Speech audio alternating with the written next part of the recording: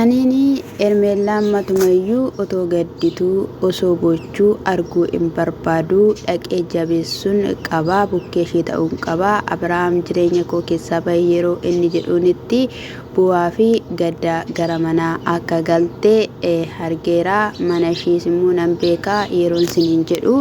namoonni baay'een soba isinitti fakkaate ani waan hundumayyuu bira ga'uu yoon barbaadeera ta'e karaa salphaadhaan bira ga'uu nan danda'a jedhee jechuudha. Ashama akkam jirtu hordoftoonni Lammiif YouTube subscribe, like, comment naa gochuudhaan na jajjabeessaa isiniin jedha lammi koo qaalii. Haa ta'uyyuu malee egaa jechuudha Daanii yeroo kanatti gara mana Ermeellaa yoo deemu Ermeellaanii ennaanni balbala aankoo ka'u eenyu ennaan ana Daaniidha jedheeni maal barbaacha dhufte saatii argiteetta ennaan eeyyuu saaqii jedheeni. Kaza namni si bira jira Ruutaan si faana jirteenaan namni na faana jira garuu Ruutaanii na faana hin jirtu gaafa inni jedhuun jalaa saaxee yeroo kana keessatti maal keessa jirta jennaani nagaa kiyyaa kinoo akkuma na argitu innati yaaddes hundumti isaayyuu siif ta'eera ati anaa fi Abrahaamii gargar baastee anaan qubaatti na hambisuudha yaanni kennaani. Nama kee miti kan jaalattee Abrahaam abbaa mucaa akkasumas immoo haadha manaa kan qabudha. Ani si'idhaa fi jira akkasuma immoo ija kee banadhuuti hilaalii of fuulduraa fi of duubaa namni sitti naannahee jiru jiraachuu ni mala jennaan. Ishiin nama hin qabdu jettanii hanga kana natti taphattuyi ani nan jaaladhe osoo hin beekeetoo miti kan jechaatoo jirtu jechuudha. Egaa kaleessuma gaafa dhuftee Ermeellaa nuti amma dandeettii keenyaa fi amma hubannaa keenya lakkii burusi gatee si biraa deemaa Abrahaamii abbaa manaa Ruutaatii jennee haasawaa turre jechuudha. Ati garuu ergaa isaanii gaa'ela diiganiyyii kana dhufe kanii jechaa jirtu jechuudha duradhaa osoo ishiin egaa haala hin taane keessa jirtu jechuudha. Kanas immoo hanga kanaatti Daanii fi Ruutaan kophaa isaanii deemanii Ermeellaa fi Abrahaam adda baasuu osoo hin taane harka waan keessaa qabu fakkaata jechuudha. Abrahaamii kana qabadhaati haala kanadhaani anis dhaqeen ittimaa yeroo sananii gara manaatti deebi'a jedhaniini akkuma Ruutaan jetteyyuu viidiyoodhaan haalas haasa'uu ni danda'u jechuudha. Yoo kana ta'e malee ani lafa meedaa irratti akkamittiin ani gata jechuu danda'a jechuudha. Maaliif jennaani Ermeellaanii jechuudha beektu miti irratti teessoo gaarii taateef jechuudha Abrahaamidhaaf kan inni irratti boqotu jechuudha. Kanaafiyyuu akkamittiin hangatee baa jechuus danda'a jechuudha. Haa ta'uyyuu malee egaa yeroo kanatti ani si faanan jira si bukkeen jira hin gaddiini nama kee miti kan jaalatte suuras mana kana keessaa kaasii sirumayyuu suura fafanniftee waa'ee isaa kan si yaadachiisu kan maaliiti Abrahaam nama seetee jedhee itti agarsiisu heegalee jechuudha. Gaafa faayila farkaatee qabu jechuudha. Yeroo kanatti maaloo ammanii kana natti agarsiiste akkan isa jibbuu nan taasisiini ani baay'anii isaan jaaladha hojii kooyyuu seeraan hojjechaa waan ani hin jirreef amma dhiphina kamiyyuu hin barbaadu. Isa kanaafiyyuu mana kiyya keessan jira waanta ta'eef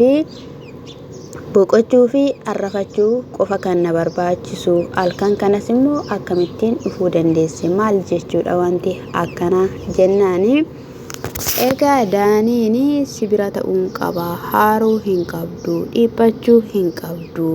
kaleessa hiyyuu kana beekuun si barbaachisa tureyyuu jennaani akkamittiin akkana naan jettaa. Ani har'a kan hin dhabe nama koo nama nabdadhee ol keeyyadhe waan an ol keeyyadhe tokkotu na jalaa fudhatame. Isa kanaafiyyu amma naa danda'amaa ta'eera ta'e of nan tasgabbeessaa dhagaa kanii ishiin jettuun jechuudha. Ummatumayyuu akkas ta'uu hin qabdu kan maaliitis nan bakka nan dhiphisiini ati walii galtanii Ruutaa faana kan kana hundumayyuu na irratti taasistanii har'a yoo nama dhabeyyuu boruudhaanii anaa fi rabbisi nama naa baasuu ni danda'a kanii ishiin jetteen jechuudha kaleessa illee jechuudha haala kanadhaan otoo rabba keetti amantee kadhatteetta ta'e hanga kanaatti ati egaa nama dhabdasii jedhameesi yaadamu kaleessammoo seenaa dabarsites qabaachuu dandeessa safaana walitti siyaalaa qabamee sitti dhaga'amus ni mala jechuudha. Egaa Hermeellaa kana homa gochuun hin danda'amu yookiin walii galanii si irratti xibbaa xibbee taphatanii haala kanadhaanii sigatuuf sirrii murteessanii isa kanaaf of jabeessuu kee qofadha jechuudha kan barbaachisu maleedhaayi. Abrahaam hanga kanaatti obboloonnis hanga kanaatti calle wanta jedhamu hin turre jechuudha. Egaa Daanishaanii ofitti qabu dhungachuus ni barbaade jechuudha waan baay'eedhaan tiriitii gochuu fedheera narraa bayi ani sin barbaadu gaafa ishiin jettuuni sigatee si biraa hin ba'u ana naannoo kiyyaa umtuu tokkollee hin jiru ani siif jira anaani na keessummeeffachuu fi ofitti na sefkachuu fi yaadennaan ani yoomiyyuu si keessummeessuus hin danda'u si simachuus hin danda'u ati anaaf oma tokkoyyuu miti isaanis dagachuu irraafachuus hin danda'u kanaafiyyuu waan hundumayyuu anumaaf dhiisi dhagaakanii Hermeellaan jetteen jechuudha egaa hin dhaga'u mitiiree dhugaan siniin jedhame kuni ani bismaa kanatu ammina isaati jedheen kan isa xuuxu jechuudha mataa duwwaa jechuudha na foon irraa dhumeeti bismaa bitittiin ishii godhame achiis bittiin dhufee bittiin jechuudha carraashumayyuu immoo mana ishii dhaqee kinoo haala kanaadhaan chubbee irratti taphachaa jira jechuudha na Daanii jechuun in ulfaata dhugaa dubbachuudhaaf jechuudha egaa ishiin illee narraa bayii poolisiin sitti waamaa akkasumallee zabanyaan sitti waamaa mana kiyyaa eenyu sitti agarsiisee dhuftee maaliifis dhuftee jennaan Abrahaamtu kana hundumaa qabaa Abrahaamtu kana sirra irraan ga'ee Abrahaamiif immoo inuman godhaafi kan jecha inni ture ishiin garuu baay'ee lapheen ishii cabeera jechuudha jaalatteetti nama kan ofii hin taane tokko jaalatanii gatiitti baasanii dhabuu jechuun baay'ee ulfaata kan ofii gaafa jedhaniyyuu in ulfaata kan namaa immoo hin beekan jechuun akkamittidhaan kan nama tokko osoo inni isaaf ishiidhaaf hin amanamiin osoo karaa hin baniiniifiin osoo hin qulqullaa'in suurri hanga kanatti ka'amee mana keessa asiif achi daraddaramee taa'ee hin beeku jechuudha akkatti ishiin amantee dubartiidha dubartiin immoo fageessitee yaaduu qabdi jireenya ishii boruudhaafi waan baay'eetti tilmaamte jechuudha akka dhiiraa miti ilmi dhiiraa koo ilma dhiiraa jechuun bakka ani hin beeku jechuudha baay'ee waan gatiin guddaa kan irra jiru shamarran irraa jechuudha yaaduu qabdi turte jechuudha inna dirqamaan bakka booda gaafuma akkasitti dhaanii waan baay'ee jettu maaliif akka kanaaf narratti raawwatte hin beeku nama si qabdu maaliin taatu jetteetidha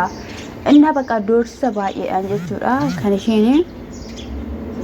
isaan baasuu yaaddee jechuudha inni garuu bahuu hin barbaanne si faana kallattii kamiinuu si kunuunsuuf si jajjabeessuuf waan hunduma keessaayyuu si baasuudhaaf ani yoomiyyuu si dhiisuu hin danda'u bakka sin dhiisu jechaanidha kan inni ture jechuudha dirqamaan itti deemudha kan inni barbaade jechuudha yeroo kana keessatti eshi bakka jettee gadi baaftee balbala gaafatti cuftu ani ishiidhaanii dhiisuu hin danda'u deebi'eenani hanga isheen na simattutti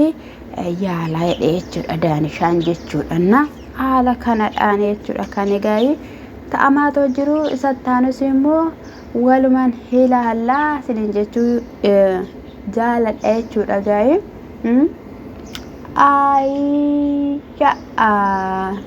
ani jireenya